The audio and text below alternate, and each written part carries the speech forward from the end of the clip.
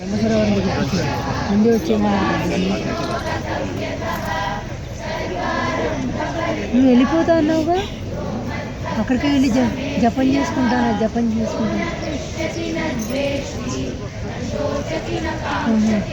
మాట్లాడారా ఏమని మాట్లాడారు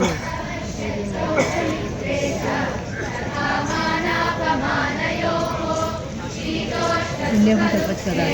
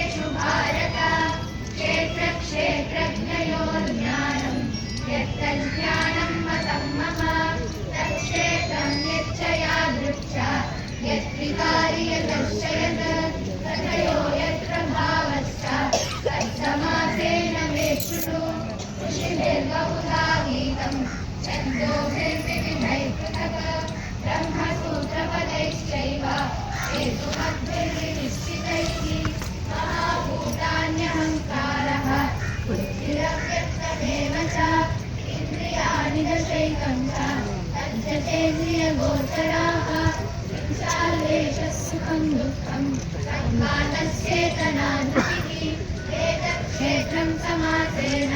सविकारमुदाहृतम् अमानित्वमदं नृत्वम् अहिंसाक्षान्तिराजवम् आचार्योपासनं शौचं धैर्यमात्मविनिग्रहः इन्द्रियार्थेषु वैराग्यम् अनहङ्कार एव च जन्ममृत्युजरा व्याधि दुःखदोषानुदर्शनम् असक्तिरणविश्वङ्गः पुत्रदारगृहादिषु नित्यं च समचित्तत्वम् इष्टानिष्टोपपत्तिषु मयि सारल्ययोगेन भक्तिरव्यभिचारिणी देशसेवित्वम् अरतिर्जनसंसदि अध्यात्मज्ञाननित्यत्वम् तत्त्वज्ञानार्थदर्शनम् एतज्ज्ञानमिति प्रोक्तम् अज्ञानं यदतोऽन्यथा ज्ञेयं चेत्तत्र वक्ष्यामि यज्ञात्वा तमश्नुते अनादिमत्परं ब्रह्म न तत्तन्नासदुच्यते सर्वतः पाणिपादं तत् सर्वतोक्षिशिरोमुखं सर्वतः शुचिमल्लोके सर्वमावृत्य तिष्ठति सर्वेन्द्रियगुणाभासं सर्वेन्द्रियविवर्जितम् असक्तं सर्वमिच्छैव निर्गुणं गुणभोक्ता बहिरन्तश्च भूतानाम् अचरञ्चरमेव च सूक्ष्मत्वात्तरविज्ञेयं दूरस्थं शान्तिरेव तत् अविभक्तं च भूतेषु विभक्तं न च स्थितं भूतभर्तृ च तज्ज्ञेयं प्रविष्टुप्रभविष्टु च ज्योतिषामपि तज्ज्योतिः तमसः परमुच्यते ज्ञानं ज्ञेयं ज्ञानगम्यम्